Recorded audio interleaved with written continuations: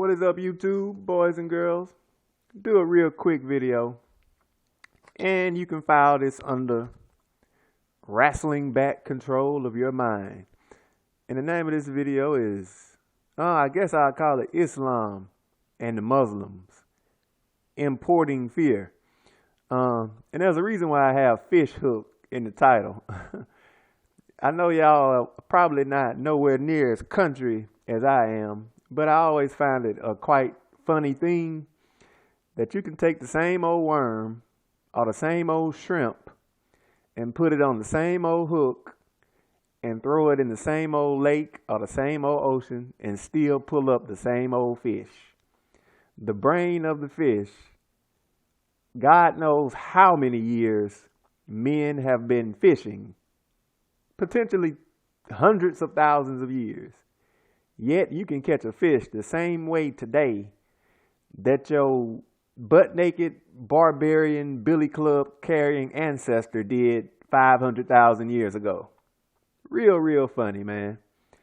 And it's the same thing when it comes to this Muslim thing. You know, I've been listening to a lot of these conservative talk radio shows, and even black people in America are falling for the Muslim fear okie doke. And, you know, as I noted in the French video about why I say fuck France, you got these folks who are trying their best to beat white supremacy down. And black people are just crybaby whining, hollering and screaming, the Muslims, you know. And you got black people in certain Facebook groups who are sitting up, posting up, like, you know, these little articles and shit talking about how evil Islam is. And, you know, it's their favorite thing to do is to pull up certain verses in the Bible, right? And some of these folks are actually Christian. And, you know, I was raised in the church. And, you know, some of these folks are Christian, right? And they post up these verses out of the Quran where because I've read the entire Quran. I was a Muslim, you know, from about 13, from the time I was 13 to the time I was 18, I was with the nation. I went to a Nation of Islam mosque, but I kind of converted over to Sunni Islam at 18 up until I was maybe about 22 or 23, and I just left the whole religion as a whole. So I've read the whole Quran. It's required that you read the whole Quran during Ramadan. So I know very well what it says, and I know what it says within the context of what it says. And what they do is, you know, copy and paste certain little parts of the Quran. There's a part of the Muslim book where the initial Muslims who began being persecuted, they were chased into a small encamped city. This is when Muhammad did the night journey. Well, he supposedly flew on a magic carpet to Jerusalem and came back in one night. But during that time period, part of the reason why, you know, the God of Islam, Allah, did that for him is because they were under siege and they were being basically starved to death. So all these orders about kill the Jews and kill the Christians and smite them down was basically after, you know, the God they believe in empowered them when they were in a desperate situation to come out of that situation and murder the living fuck out of the people who had been trying to wipe them out. They never mentioned that. And basically you had some Jews in the area at the time, and they were largely responsible for the economic situation and the persecution of the Muslims. So when the Muslims came out victorious, basically they slaughtered the Jews that were left there. But it's crazy because in 2006, as a Jehovah's Witness gave me a New World Translation. Basically, New World Translation Bible. This is like, I just call it Simple English Bible, basically. It's written in very plain, simple English.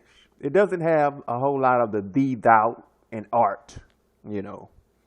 The old classical Shakespearean language. It doesn't use that too much. It just uses, I guess you can say, just regular English. And it's more readable. And I'm going to straight up tell you, Big Pimpin', The book of Joshua, out of every religious book I done read the whole Bible one time. I done read the entire Quran 3 times. I read the entire Hindu Bhagavad Gita. There is not a single book in either one of those books more bloodier than the book of Joshua, which I think comes right after Exodus.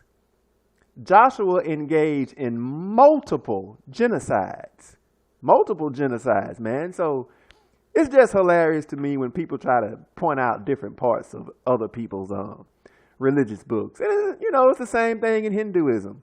I remember certain parts of the Hindu books were Krishna, Hare Krishna, Brahma told Arjuna, fight, Arjuna, fight. Hack them, slash them, fight with all your might, kill them, murder them, bring them to ruin.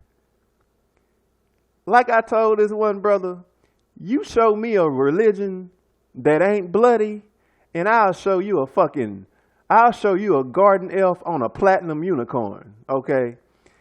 But let me get into the whole Islamophobia ordeal, right?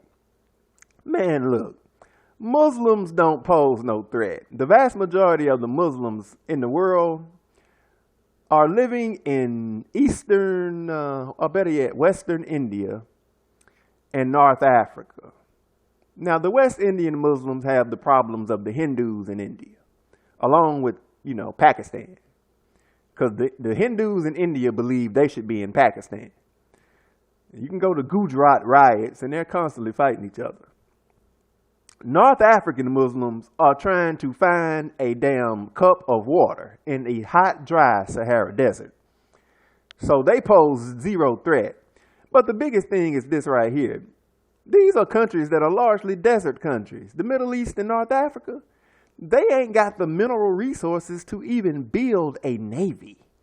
So the only way to essentially get these people into your country is to go to their country and destroy it and make them flee from their country and then sit back and allow them into your country and then get on the radio and teach everybody how evil they are. The only way that anyone can invade militarily the United States of America is that you got to have a Navy and good motherfucking luck trying to get past the United States Navy and the United States Air Force. We got everything from nukes to submarines to satellites that got this that have an electronic gate around this entire country. Russia is only able to sneak a little submarine or two over here every now and then. And that's only because they got very deep diving submarines. Can't no goddamn Muslims militarily invade the United States. The only way that any Muslims are going to get to this country is that the fear of Muslims has literally got to be imported. And it ain't the Muslims, I mind you, it ain't the Muslims who placed the Georgia Guidestones right outside of Atlanta.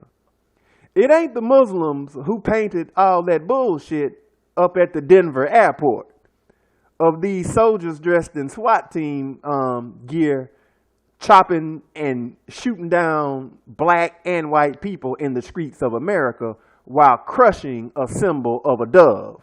It ain't the Muslims that put all that up. But the Muslims are a very good deflection tactic.